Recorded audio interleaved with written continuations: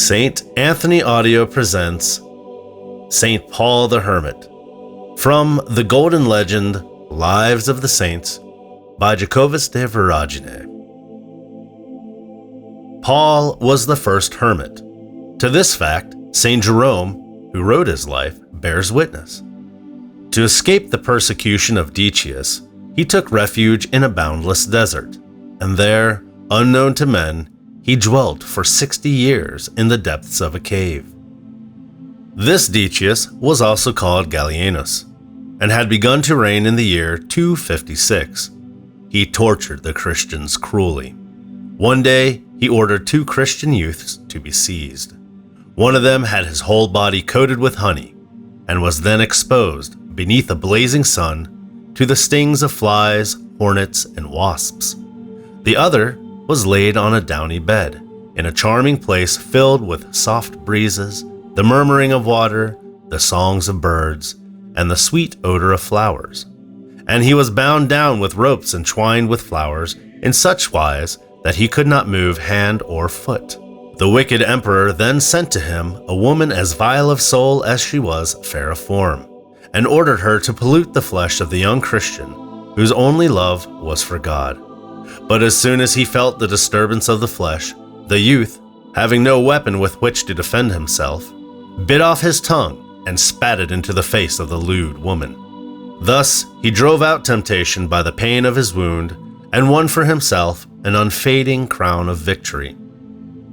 Terrified at the sight of these and other torments, St. Paul fled into the desert, and when St. Anthony in his turn repaired to the wilderness, thinking that he was the first hermit, he learned in a dream that another anchorite, better than himself, had a claim to his homage. Therefore, St. Anthony bent every effort to discover the whereabouts of this other hermit.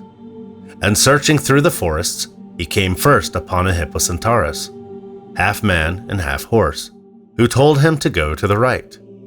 Next, he met an animal who was carrying some dates. The upper part of his body was that of a man, but he had the belly and the feet of a goat. Anthony asked him what he was, and he answered that he was a satyr, that is, one of those creatures which the pagans mistook for wood gods. Finally, St. Anthony came face to face with a wolf, who led him to the cell where St. Paul dwelt.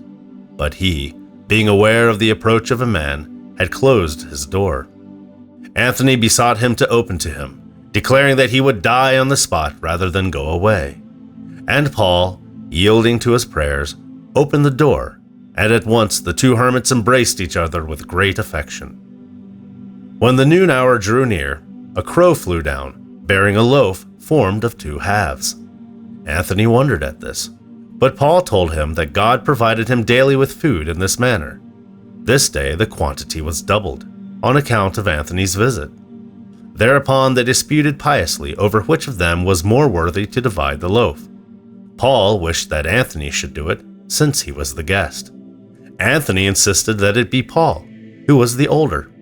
In the end, both took hold of the loaf and broke it in 2. As Anthony was on his way back to his cell, he saw 2 angels passing overhead, bearing the soul of St. Paul. He hastened to retrace his steps, and found Paul's body kneeling in the attitude of prayer, so that Anthony thought he was still alive. But the saint was dead. And Anthony cried out, "O blessed Spirit, even in death thou showest still that which thou didst throughout thy life." And while he was pondering over means of giving burial to Paul, thither came 2 lions, who dug a grave, helped to lay the body therein, and then returned to their forest. And Anthony took Paul's mantle, which was fashioned of palm leaves, and thereafter he wore it on high feast days. St. Paul's death befell about the year 287, and we celebrate his feast day on January 10th. If you enjoyed today's legend, please click the like button and subscribe, and be sure to turn on all notifications. That way, you'll never miss out on another one of our uploads. Thanks again for listening, and God bless.